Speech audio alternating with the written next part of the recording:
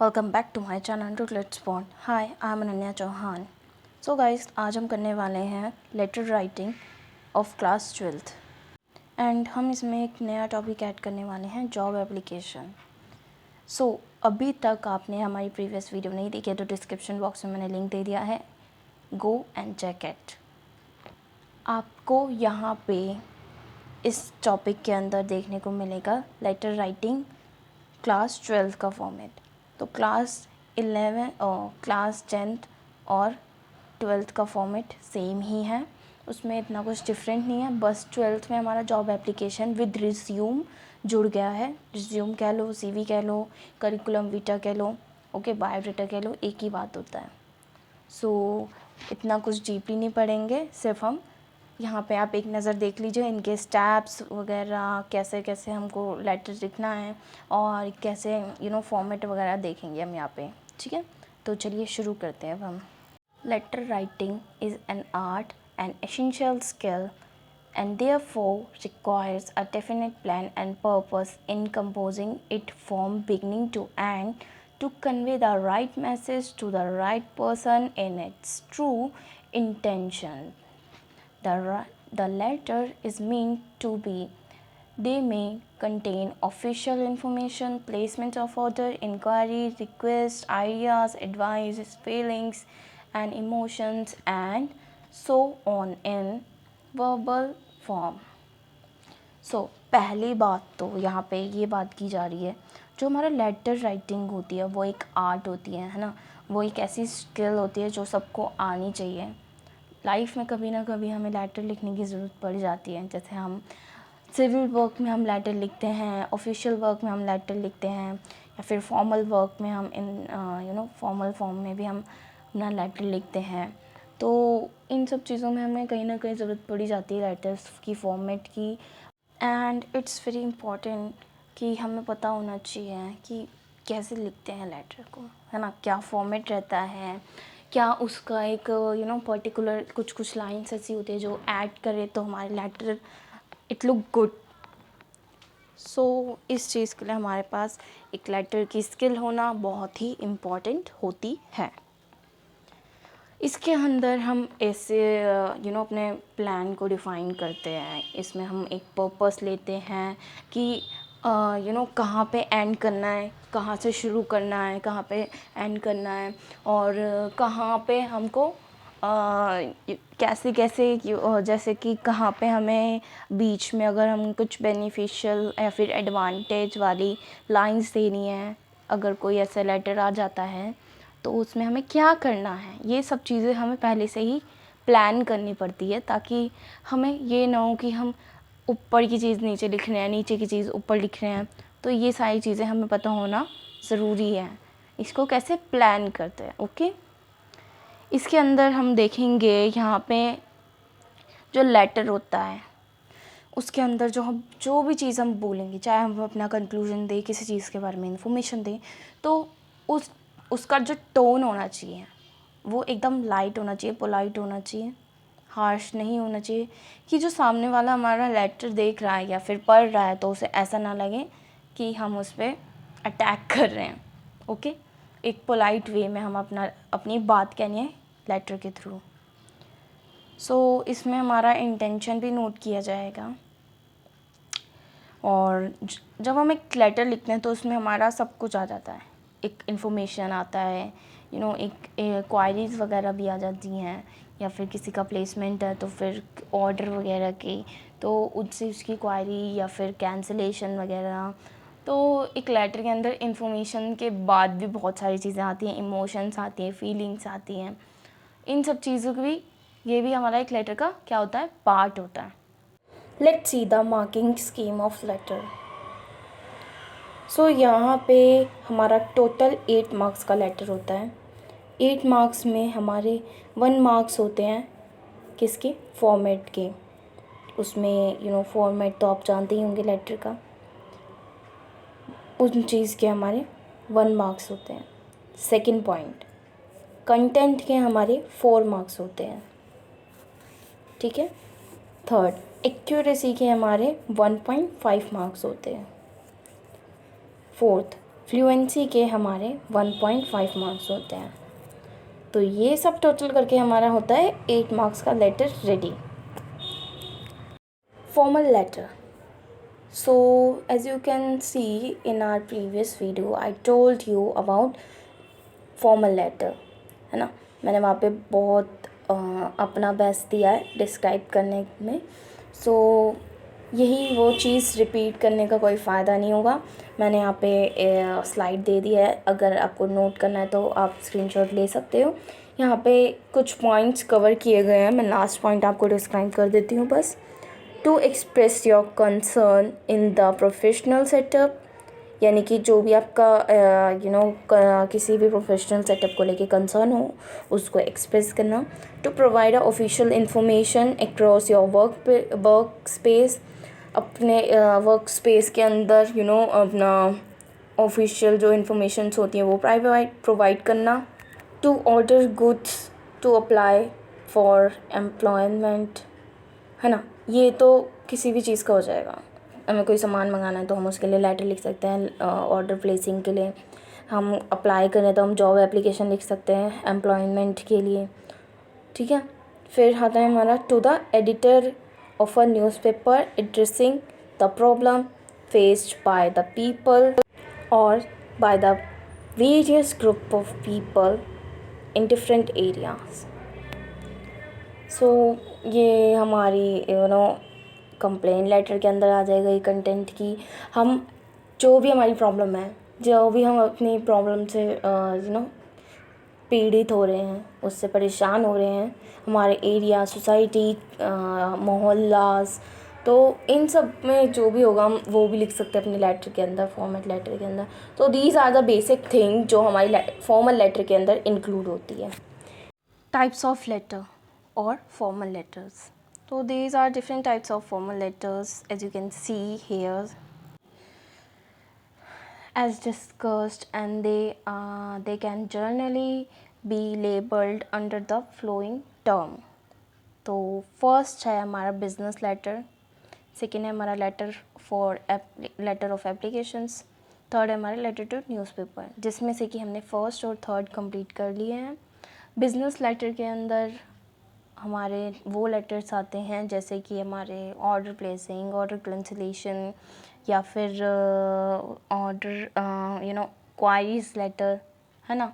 ये सारे लेटर हमारे किस में आते हैं? बिजनेस लेटर में। लेटर ऑफ एप्लीकेशन में हमारा वही आता है जॉब एप्लीकेशन से रिलेटेड, जिसमें कि हमें अपना रिज्यूम भी देना इम्पॉर्टेंट होता है। थर्ड में आता है हमारे लेटर टू न्यूज़पेपर, जिसमें कि हमारे letter to editor, letter to and you can say also complaint letter. So types of letter to be asked in CBSE class 12 exams are: first business letter, second letter to newspaper, third job letter, or you can say letter of applications. So वही चीज़ है जो मैंने पिछली slide में बताई थी। ये structure आपके माइंड मैप्स बनाने के लिए, तो आप इनका स्क्रीनशॉट ले सकते हैं। So these are some points which we reminded after write a letter, and ये हमारा इससे माइंड मैप क्लियर हो जाते हैं, बन के रेडी हो जाते हैं।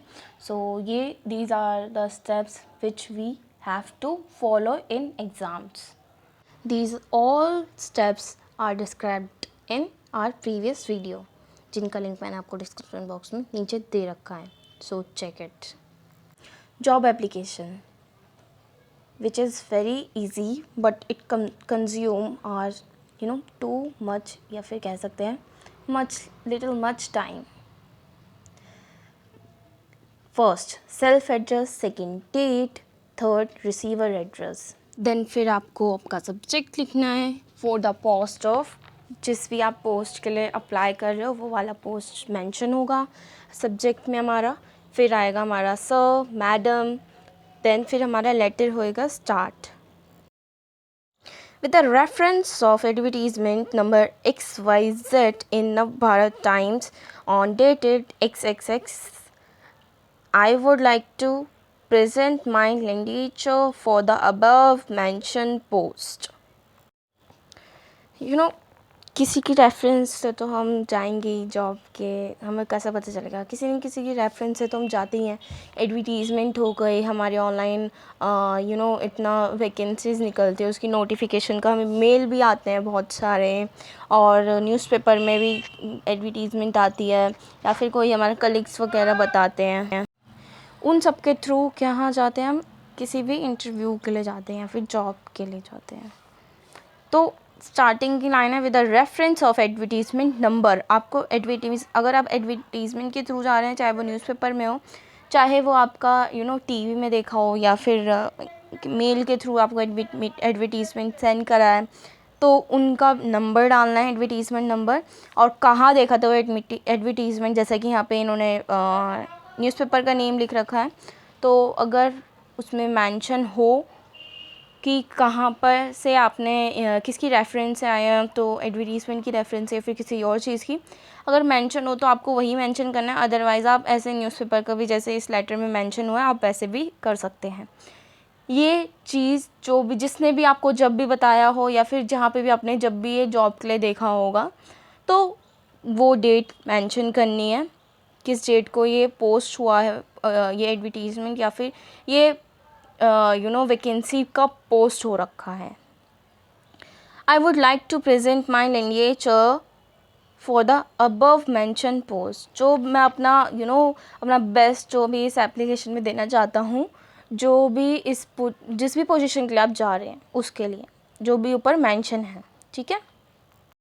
आई possess all the necessary qualification which is required for the post. Possess नहीं है, ये पासिस है, सॉरी टाइपिंग में गड़बड़ हुआ है, और पासिस ही है। I possess all the necessary qualification which is required for the post. मैंने वो सभी ही क्वालिफिकेशन मैं पास हूँ जो भी इस पोस्ट के लिए रिक्वायर्ड है। I shall be available at the time of interview at any time और एनी डे। मैं जिस दिन भी आप इंटरव्यू के लिए बुलाएंगे उस दिन के लिए किसी भी दिन अवेलेबल हूँ, किसी भी टाइम अवेलेबल हूँ।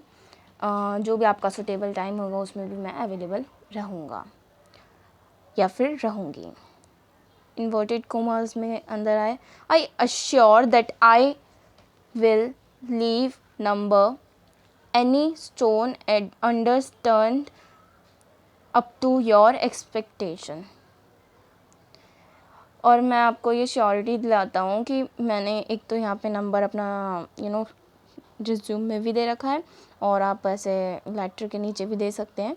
और वो कह रहा है कि मैं श्योर ये भी हूँ कि मैं आपके यहाँ पे एक्सपेक्टेशन पे आपकी खड़ा उतरूँगा, जो भी आप मेरे से एक्सपेक्ट कर रहे हो।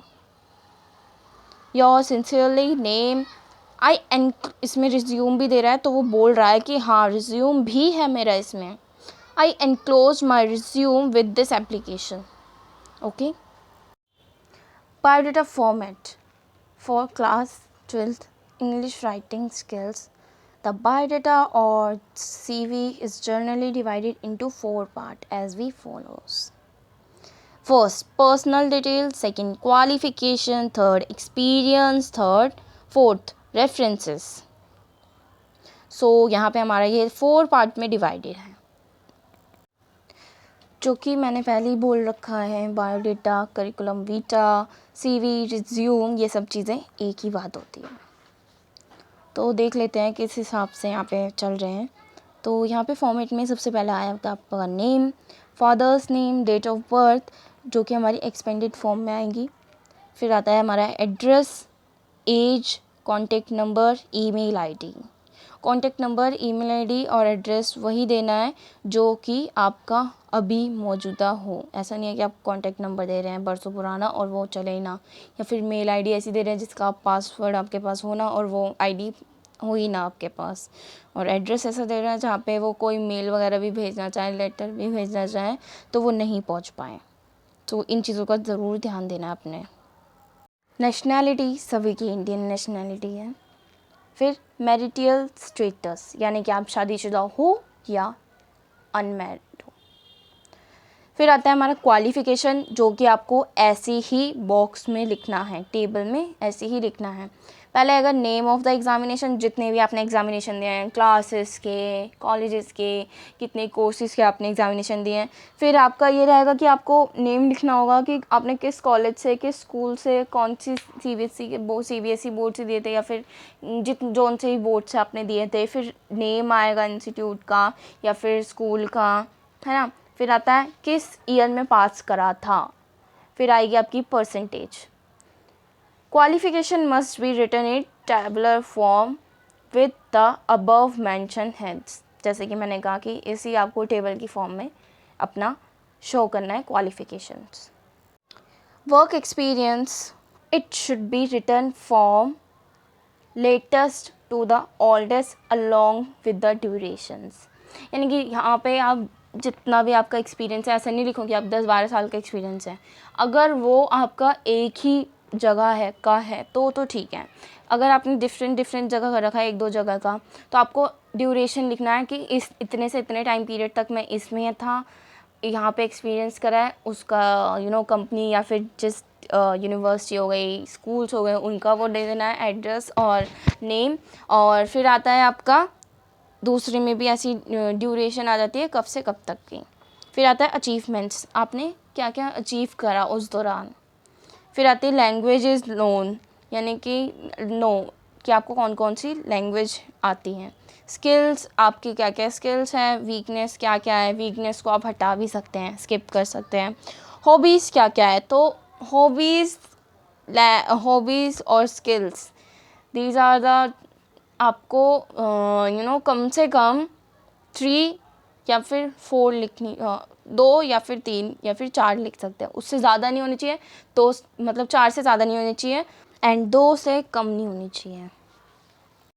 दैन फिर आता है रेफरेंसेस, कि किसकी रेफरेंस से आप आ रहे हो। वही आपका प्रीवियस डेटा, जो जहाँ पे भी आपने वर्क कर रखा होगा, आप वहाँ का एड्रेस और जो भी आपका एडमिन वगैरह होगा ऑफिस का या फिर हेड वगैरह, उनका नेम और कॉन्टैक्ट नंबर देना है।